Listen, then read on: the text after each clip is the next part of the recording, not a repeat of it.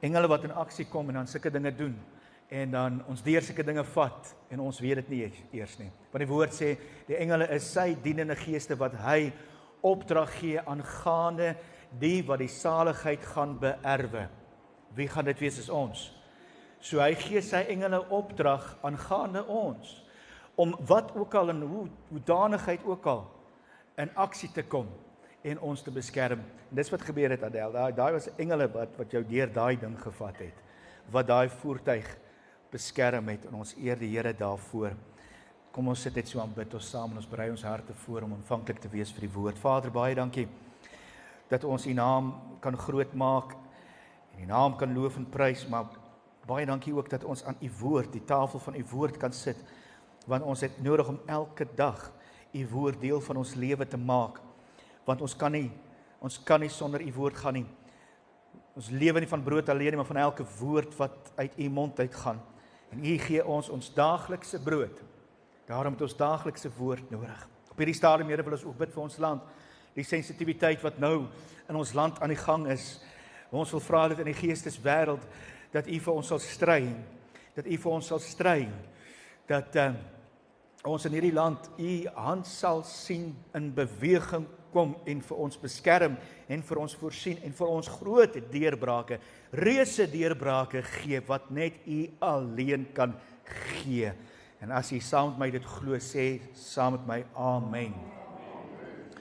Prys die Here. As die Bybel gebring het, kan jy saam met my blaai na Romeine 9. Toe het jy al vir jouself gevra, kyk hoe lyk die wêreld, kyk hoe lyk dinge in die wêreld, al die slegte goed, die slegte mense, sien God dit nie raak nie? Gaan hy nie iets daaromtrent doen nie, of doen hy nie iets daaromtrent? Het jy al vir jouself dit gevra? Wie is die wat eerlik is, wat dit al gevra het? Het jy dalk andersins ook al vir jouself gesê, Here, ek lewe so voorbeeldig, ek streef na 'n volmaaktheid, en hoekom gaan dit so goed met daardie een wat U nie eers dien nie? Maar ek moet sukkel. Wees eerlik, weet jouself al daai vraag gevra. Miskien is dit aan die ander kant, miskien voel jy sukkel en jy struikel so baie, en dan vra jy, maar hoekom help die Here my nie? Hoekom keer hy nie dat ek hierdie foute maak nie? Hoekom los hy dit net? Sien hy my nie raak nie? Ons het hierdie vraag wat ons vra. En vanoggend glo ek dat deur die woord gaan jy uitstap met 'n gerustigheid in jou hart, dat die Here sien jou raak, en dat jy is sy voorwerp van ontferming. Hy ontferm hom oor jou. En lees graag saam met my in Romeine 9, kom ons begin so daar van vers 15. Vir Moses het hy gesê, ek sal barmhartig wees oor wie ek barmhartig wil wees, en ek sal my ontferm oor wie ek my wil ontferm. Dit is inderdaad so dat God hom ontferm oor wie hy wil, en dat hy verhard wie hy wil. Dit is baie belangrik. Dit is inderdaad so dat God ontferm hom oor wie hy wil, en hy verhard wie hy wil. Is baie duidelik vir ons hierso. Nou, hoekom is dit dat Vader partykeer die slegte dinge net ons voel oorsien? Hy sien dit nie oor nie, maar hoekom, wat is die rede vir dit? Dat hy nie nou dadelik ingryp en alles en almal wat sleg is, sommer net op een slag hanteer nie. Wat ons gaan nou sien. Jy lees saam met my vers 22. Want ons voel soms al die slegte goeders en die Here sien dit nie raak nie. En as God dit dieselfde wou doen, hy wou sy toorn laat sien en sy mag bekend maak. Daarom het hy die voorwerpe van sy toorn, sien, as voorwerpe van sy ontferming en as voorwerpe van sy toorn. En hy sê, daarom het hy die voorwerpe van sy toorn, die mense wat reg was om verdelg te word met groot geduld verdra. Lees dit weer saam met my. En as God dieselfde wou doen, hy wou sy toorn laat sien en sy mag bekend maak. Daarom het hy die voorwerpe van sy toorn, die mense wat reg was om verdelg te word, met groot geduld verdra. En self vandag nog. God het voorwerpe van toorn, mense wat nie reg lewe nie, mense wat verkeerd optree, mense wat in hierdie wêreld dinge doen wat 'n gruwel in sy oë is. Hulle is voorwerpe van sy toorn. Maar hy is tog nog steeds geduldig met hulle. Want daar is 'n rede hoekom. En die rede vind ons in dit wat Jesus vir ons geleer het in hierdie belangrike gelykenis, en jy lees saam met my Matteus 13 vanaf vers 25. Eendag, toe die mense slaap, het sy vyand gekom en onkruid tussen die koring gesaai en verdwyn. Die slawe van die boer kom en sê toe vir hom: "Meneer, het u nie goeie saad in u land gesaai nie? Waar kom die onkruid dan vandaan?" En hy antwoord hulle: "Dit is 'n vyand se werk." Baie keer dalk in ons lewe ook, miskien het jy dit ook al beleef. Dit gaan goed en dan iewers skielik is daar 'n onkruid. Daar's iets wat nie reg is nie. En jy vra, waar kom die ding nou vandaan? Baie keer is dit ons eie skuld, verkeerde besluite wat ons onsself gemaak het, wat toegelaat het dat daai ding groei. Woorde wat ons gespreek het, wat mag van lewe en dood lê in die tong. Hy wat dit graag gebruik, sal die vrug daarvan eet. So baie keer is daar onkruid in my lewe wat ek self gespreek het, wat ek oor myself gebring het, omdat ek dit gepraat het, omdat ek oor iemand gespreek het, kry ek nou die vrug daarvan. Dit moet ons nie uit die oog verloor nie, maar ons moet ook nie uit die oog verloor, dat ons het 'n vyand, en die woord sê, wees wakker, wees nugter, hy loop rond. En as ek gaan slaap, dan gaan hy onkruid in my lewe saai. En hy sê die woord, die mense het geslaap. Kinders van die Here slaap ook. Hallo? Ons raak ook baie keer aan die slaap. Die verhaal van die 10 maagde. Een groep het genoeg olie gehad, 'n ander nie. Maar al 2 groepe het geslaap. Het aan die slaap geraak. Kinders van die Here word baie keer aan die slaap. Pas op, ons moenie aan die slaap raak nie. Ons moet wakker wees. Ons moet wakker wees, want die vyand kom en saai wanneer ons slaap. Ons moet wakker wees oor ons dinge, ons moet wakker wees oor ons gesinne, ons moet wakker wees oor ons huwelike, ons moet wakker wees oor alles. Want hy is lief daarvoor om te saai, maar kom ons gaan hom nou nie eer gee nie. Maar die woord sê, dit is 'n werk van 'n vyand. Die slawe het toe vir hom gesê: "Wil jy hê ons moet dit gaan uittrek?" "Nee," sê hy. "As julle die onkruid nou bymekaar maak, sal julle die koring saam uittrek." God is geduldig op die mense wat hom nie dien nie. En hy is geduldig op die wêreld op hierdie stadium nog steeds, want dit raak my en jou ook. As hy elke persoon wat verkeerd optree nou moet bymekaar skraap, gaan hy 'n paar van ons ook bymekaar skraap. Hallo.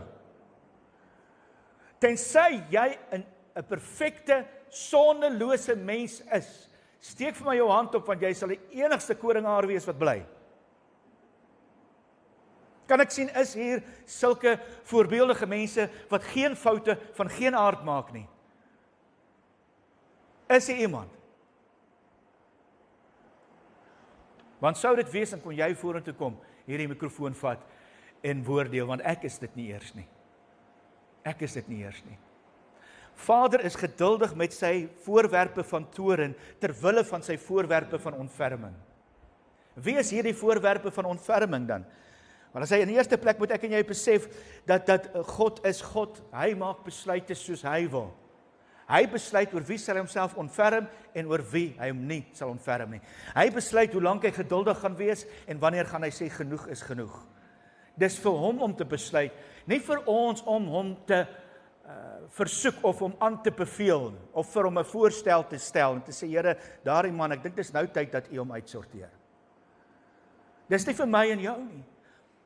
Lees mooi wat hy vir Moses gesê het, ek sal my ontferm oor wie ek wil, en ek sal verhard wie ek wil. Ek sal my toorn oor iemand bring wie ek wil. Dis nie vir ons om daai besluit te maak nie. En in die tweede plek moet ek en jy dit duidelik vir mekaar stel. Lees saam met my vers 20 van Romeine 9. Want ek weet baie van ons sit hier so met woorde soos, Here, daai man doen verkeerde dinge, maar kyk hoe goed gaan dit met hom. Of hoekom laat u toe dat hierdie goed met my gebeur? Of hoekom help u my nie dat ek nie hierdie fout maak nie? Ek wou dit nie maak nie, nou het ek, maar u kon dit gekeer het. Hoekom? En ons wil partykeer met die Here redeneer en wees tog versigtig wanneer jy met die Here redeneer. Want hoor wat sê vers 20, mens, wie is jy per slot van rekening dat jy met God wil redeneer? En hoeveel keer redeneer ons met die Here? Hallo, kom aan, wie kan eerlik met my wees? Ek het al met die Here geredeneer oor verskeie aspekte wat ek nie my sin gekry het soos ek het wou kry nie, of waar ek dink die Here is bietjie laat of 'n bietjie stadig met sy beloftes. Dan voel ek het hierdie posisie wat ek kan beklee om met hom te redeneer. Wel volgens die woord egter nie, mens, wie is jy per slot van rekening dat jy met God wil redeneer? Hoe kan die maaksel vir sy maker sê, waarom het jy my so gemaak? Who in the world do you think you are to second guess God? Do you for one moment suppose any of us know enough to call God into question? Clay doesn't talk back to the fingers that molds it. Why did you shape me like this? Hoekom, Here? Hoekom? Hoekom maak ek hierdie foute? Hoekom is ek nie soos daardie een nie? Hoekom lyk ek nie soos daardie een nie? Hoekom presteer ek nie soos daardie een nie? Hoekom kan ek nie wees soos daardie een nie? Hoekom redeneer ons met die Here? Van wanneer af praat die klei terug met die vingers wat hom vorm? Elke een van ons word op 'n verskillende wyse gevorm vir 'n spesifieke doel. Ons is nie dieselfde nie. En dit geld ook wanneer ons begin in konteks redeneer, hoekom is God geduldig met die wat eintlik sy toorn moet kry? Ons weet nie genoeg van hom om hom in bevraagtekening te trek nie. Ons weet nie. Hy is God, hy is almagtig. Hy weet hoekom dinge in jou lewe gebeur, hoekom hy dinge toegelaat het in jou lewe. En hy alleen weet hoe lank hy nog geduldig gaan wees met hierdie wêreld. Ons weet nie. Waaroor moet ons eerder bly wees? In plaas daarvan om te kyk na wat ander doen, moet ons bly wees dat ons sy ontferming beleef. Hy sê vir Moses, jy lees weer saam met my, vir Moses het hy gesê, ek sal barmhartig wees, oor wie ek barmhartig wil wees. En ek sal my ontferm, oor wie ek my wil ontferm. Lees saam met my vers 23 vers van hoofstuk 9. So sou hy ook die rykdom van sy heerlikheid bekend maak. Sê saam met my heerlikheid. So sal hy ook die rykdom van sy heerlikheid bekend maak oor die voorwerpe van sy ontferming. Dit is voorwerpe van sy troon, van sy toorn, waaroor hy geduldig is. Maar daar is voorwerpe van sy ontferming wat hy sy heerlikheid aan bekend maak.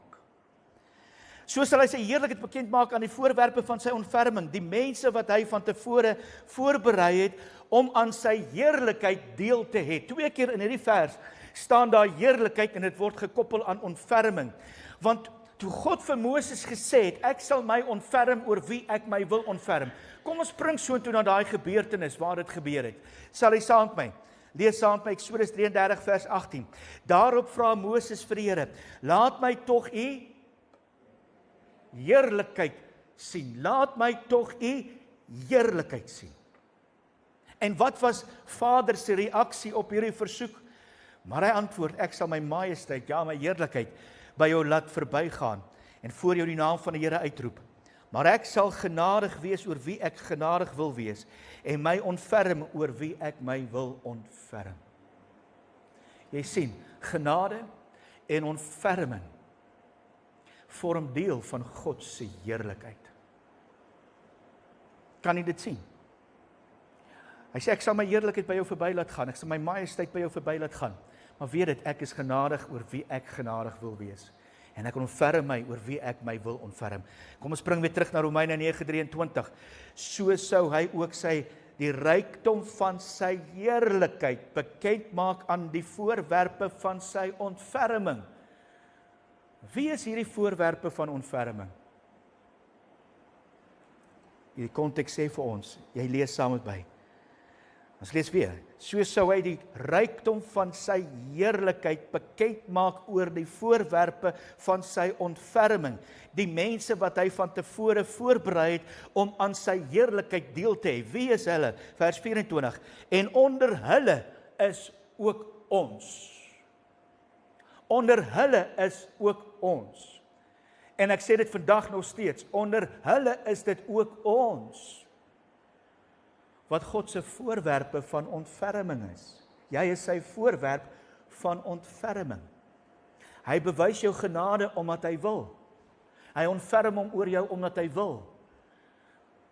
As jy in hierdie gebou sit, en jy koop die tyd uit om hier te wees, om sy naam groot te maak, dan kan ek met groot oortuiging in my hart sê, jy is 'n voorwerp van sy ontferming. Jy is 'n voorwerp van sy genade. Jy kan sy heerlikheid ervaar. Sy heerlikheid van sy liefde, genade en ontferming, maar ek glo ook meer, groter heerlikheid. Ek wil glo in hierdie jaar, mense, dit is ook ons geloofsuitkyk. Laas jaar was dit gewees om 'n vuur aan die brand te steek, was die kerk se visie. Hierdie jaar is dit om hierdie vuur aan die gang te hou, dat hy brandend bly. En ek wil weer sê, ek glo ons gaan dinge beleef in God se teenwoordigheid wat ons nog nie van tevore beleef het. Wie wil dit saam met my glo? Want hy wil dit bekend maak. Hy wil sy heerlikheid bekend maak aan sy voorwerpe van ontferming.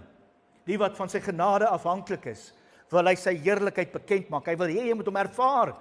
Hy wil hê jy moet hom beleef. Hy wil hê. Maar hy het ons daai begeerte. Ek hoop so.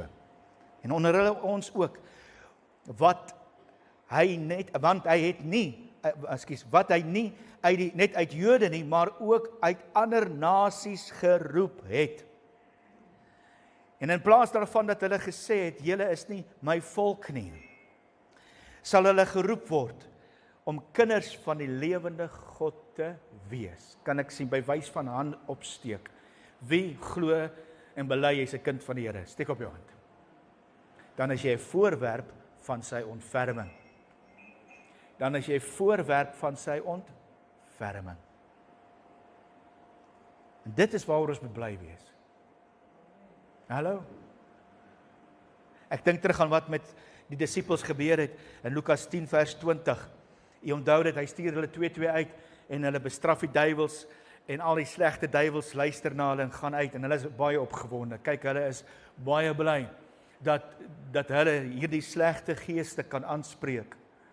En hulle kom terug en sê vir die Here, wat gebeur het? En sy antwoord was, en tog moet julle nie bly wees omdat die geeste hulle aan julle onderwerp nie, maar wees veral bly omdat julle name in die hemele opgeskryf is. Julle naam in die hemel opgeskryf is.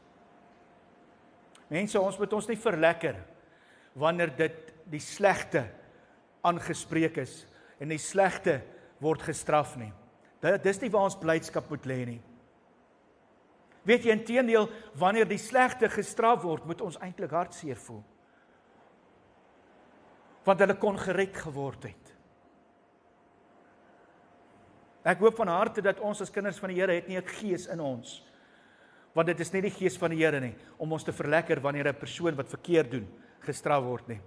Ek wil vir jou sê, die dag as ons in die hemel is en ons sien hoe die mense in die poel van vuur gegooi word, moet ons met trane daar staan. Want dit is vir Vader geensins 'n plesier om 'n mens te straf nie, want sy seun het klaar die straf gedra. Hallo. So as jy jouself verlekker as dit sleg gaan met iemand wat verkeerde goed gedoen het, verander jou gees. Onthou die disippels het vir Jesus gesê, moet ons vuur afbid om met die mense te verteer. Toe die Samaritane hulle nie toe wou laat in Samaria nie. Toe sê hulle, moet ons bid vir vuur, dat hulle verteer word. Toe bestraf die Here hulle en sê, julle weet nie van hoe danige gees julle is nie. Dis nie die gees van die Here daai nie. Ek sê, jy moet nou nie vir my kwaad wees, maar jy kan ook nou vir my kwaad wees. Jy jouself verlekker as dit sleg gaan met iemand anderste. Dis nie die Heilige Gees nie, hoor. Spreek jou gees aan, sê kom in lyn. Dit maak die Here se hart seer as dit sleg gaan met mense. Ons moet ons eerder verlekker en bly wees in die feit dat ons sy kinders is. En dat ons sy ontferming beleef. en sy genade beleef. Hallo? Want dit kon ek en jy gewees het wat sy straf beleef. Ons beleef sy genade. Ek sluit af. Wat is die gevolgtrekking dan? Sê hy in vers 30. Wat is nou ons gevolgtrekking? Tot watter punt kom ons nou? Voorwerpe van ontferming. Wat is ons gevolgtrekking? Hoe werk dit? Dit is ons gevolgtrekking. Heidene het nie God se vryspraak gesoek nie, maar dit wel verkry, die vryspraak deur die geloof. Ons het dit nie eers gesoek nie. Ons het dit nie gesoek nie, maar ons het dit gekry deur ons geloof. Die Jode aan die ander kant, sê hy, in Israel, daarenteen, het 'n wet gesoek waardeur hulle God se vryspraak sou kon kry, maar by so 'n wet het hulle nie uitgekom nie. Waarom kon hulle nie die vryspraak kry nie? Omdat hulle nie op die geloof wou bou nie, maar op hulle eie prestasies. Op hulle eie prestasies, sê saam met my prestasies. Maar op hulle eie prestasies. Hulle het oor die struikelblok gestruikel. Omdat hulle op hulle eie prestasies wou doen, toe het hulle juis gestruikel. Waarvan daar geskrywe staan, kyk, ek sit in Sion 'n klip neer. Wie is die klip? Die hoeksteen Jesus Christus neer, waaroor 'n mens struikel. 'n Rots, wie is die rots? Jesus Christus, waarteen jy jou stamp. Maar wie in hom glo, wie in hom glo Jesus, sal nie teleurgestel word nie, word 'n voorwerp van ontferming, omdat hulle in Jesus glo, nie op hulle eie prestasies nie. As ek op my eie prestasies staat maak, gaan ek struikel. En weet jy, as jy op jou eie prestasie staat maak, dan kan jy dalk skuif van 'n voorwerp van ontferming na 'n voorwerp van toorn. Hallo? Ons kan nie God se genade koop nie, ons kan nie dit verdien nie. Ons kan nie presteer tot so wysheid dat hy sê, mooi man, jy het nou baie goed presteer, ek gaan nou genade vir jou gee nie. Nee, dis op grond van ons geloof in Jesus Christus. Dis op grond wat Jesus gedoen het.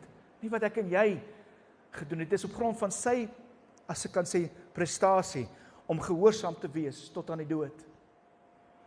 Dat ek en jy 'n voorwerp, heidene het nie daarvoor gesoek nie, maar het dit gevind. God se genade het jou gevind. Ek weet ons sê partykeer, ek het die Here gevind. Hy het eintlik jou gevind. Hy was nie verlore nie. Jy was verlore. Ons sê partykeer ek het die Here gesoek. Al sê die woord soek my en jy sal my vind, ja.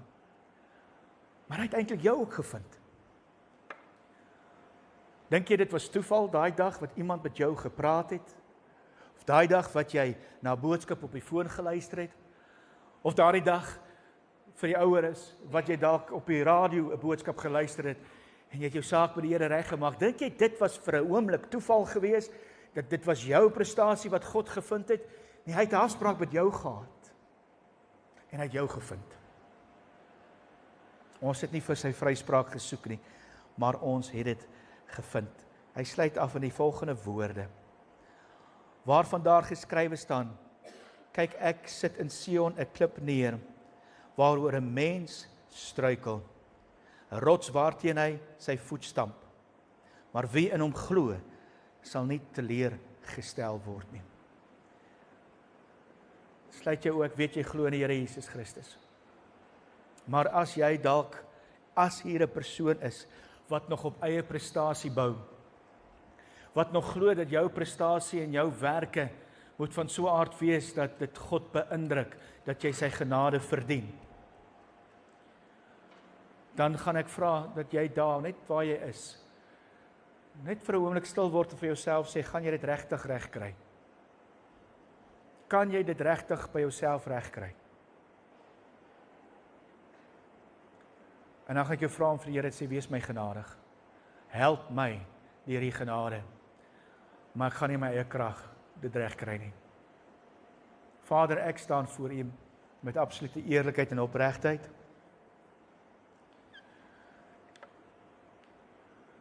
dat dit is omdat ek in Jesus Christus glo, dat ek vrygespreek is. Ek was 'n voorwerp van u toorn gewees, en het dit ook met reg verdien. Maar u genade het my gevind, my uit daardie lewenstyl uitgevat, en my op die pad gesit. 'n Pad waar ek streef om u van harte te dien, waar ek na volmaaktheid streef, maar in die proses tog ook foute maak. Maar omdat ek geskuif het van 'n voorwerp van toorn na 'n voorwerp van ontferming, glo ek wat u vir Moses gesê het, u bewys genade soos u wil, en ontferm soos u wil. My gebed is vir ons elkeen, my ingesluit, hou ons onder u genade, hou ons onder u ontferming, hou ons as u voorwerpe van ontferming, wat ons nie verdien nie, maar ons hou daarin vas, in geloof, dat u sal genade aan ons bewys, en u heerlikheid aan ons bekend maak, u heerlikheid aan ons bekend maak, u heerlikheid aan ons bekend maak. Dis nie ons prestasie nie, dis nie jou prestasie nie. As jy aan prestasie vashou, gaan jy altyd iemand anders te oordeel, want hy gaan nie presteer soos jy nie. Sê dis genade. Dis genade dat ek vandag nie geval het nie. Net genade. Was nie omdat ek enigsins goed was nie. Was net genade dat ek nie vandag my meer verloor het. Dis net genade dat ek nie vandag 'n verkeerde ding gesê het nie. Dis net genade dat ek nie vandag negatief geglo het toe ek die nuus gehoor het nie. Dis net genade vandag dat ek my blydskap en my vriendelikheid aan mense kon bekend maak. Dis nie omdat ek goed was nie. Dis net genade. My genade is vir jou genoeg, sê die Here. My genade is vir jou genoeg. Vader, U sien elke hart. U weet waardeur elke een van ons gaan. U ken elke een van ons uitdagings. U ken elke een van ons foute. U ken elke een van ons harte. U weet waarmee ons sukkel in ons gedagtewêreld. Dalk angs, dalk vrees, dalk onsekerheid, veral nou in hierdie sensitiewe tyd in ons land is daar dalk baie wat hier sit met 'n angstigheid, 'n onsekerheid, 'n vrees, wat in op sigself dalk ook 'n verkeerde ding is om te hê, want U het nie vir ons 'n gees van vreesagtigheid gegee nie. So in baie opsigte maak ons daagliks foute, soveel dan sodat die woord sê, hy wat weet wat is reg, maar hy doen dit nie, vir hom is dit sonde. Hoeveel keer weet ons wat is die regte ding om te doen, maar ons maak nie tyd om dit te doen nie. In daai konteks maak ons dan ook foute. Op grond daarvan, Here, kan ons net sê, dis U genade en genade alleen. En ons is afhanklik van U ontferming en U genade. Ons is afhanklik van U ontferming en U genade. Dit is die genade wat ons beskerm, dis die genade wat vir ons voorsien, dis die genade wat ons sterk hou, dis die genade wat ons vergewe, maar is ook die genade wat ons help om reg op te tree. Dis nie uit onsself uit nie. Nie uit ons prestasies uit nie. Ons soek nie dit nie. Ons soek net U vryspraak op grond van ons geloof. En ek bid dit in Jesus lieflike kosbare naam. Amen. Amen. Draai na die persoon langs en sê vir hom, dis net uit genade deur jou geloof. Dis net uit genade deur jou geloof. Kan ek 'n amen kry? Ja, geloof sonder werke is dood, maar dis geloofswerke. Dis nie werke om geloof te ontvang of om gered te word nie. Dis werke vanuit jou geloof. En as jy in die Here glo, dan gaan jy sien jou optrede teenoor mense gaan verander. Jou verhouding met die Here sal dit so bepaal. Amen. Prys die Here, kom ons staan saam. Ons gaan die Here se naam lekker groot maak met so 1 of 2 liedere. En terwyl ons sing, gaan ons 'n offergawe opneem. En ek gaan vir jou vra, net daar waar jy staan of sit, bid self vir jou finansies. Sê vir die Here dankie. Sê vir hom dankie, want hy het vir jou gesorg uit genade uit. En baie dankie vir elkeen wat 'n bydrae maak tot ons gemeente, ons waardeer dit. Kyk uit, ons is nog steeds besig met ons mobiele toepassing. Daar's baie werk wat dit betref.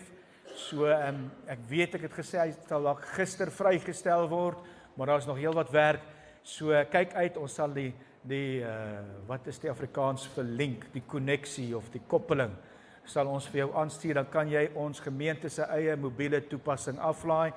Daarop sal die preke wees, daarop gaan ek elke week dan nie net die preek laai wat jy kan vat na die opname toe nie, maar ook die preeknotas sal dan ook daar wees wat jy dan na die tyd net kan aflaai op jou foon.